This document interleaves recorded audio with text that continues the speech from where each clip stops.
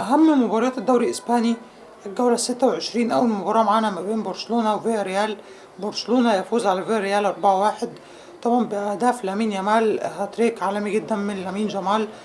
طبعا بيسجل أهداف عالمية جدا في الصيام، فعالمي جدا لامين يامال. فيرمين لوبيز بيعمل أسيستين ليامال. بيدري عالمي جدا، يعني نزل 38 دقيقة حرك الدنيا كده، عمل أسيست عالمي جدا لامين يامال في الهدف الثالث لبرشلونة.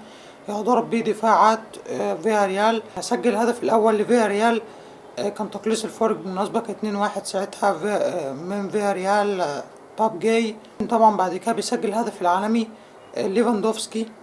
جول كوندي بيعمل اسيست وبيدري بري اسيست، فحاجة كويسة جدا لبرشلونة، بيكسب بيوسع الفرق ما بينه وبين ريال مدريد 64 نقطة البارسا. المباراة الثانية معانا في الدوري الإسباني في الجولة 26 ما بين أتلتيكو مدريد وريال أوفيدو. أتلتيكو مدريد يفوز على ريال أوفيدو 1-0 بهدف جوليان الفاريز يا جماعة في الدقائق الأخيرة. أتلتيكو مدريد الفترة دي مش أفضل حاجة، بإذن الله بكرة برشلونة يعمل الكومباك أمام أتلتيكو مدريد. أتلتيكو مدريد مش أفضل حالاته يعني، لكن بيكسب على اوفيدو. اسمها ليفاندوفسكي تعرض لإصابة وسيغيب عن مباراة أتلتيكو مدريد القادمة. للأسف الشديد ليفاندوفسكي تعرض لإصابة في محجر العين، فيغيب عن مباراة أتلتيكو مدريد. ممكن بقى كده فيران توريس يلعب مهاجم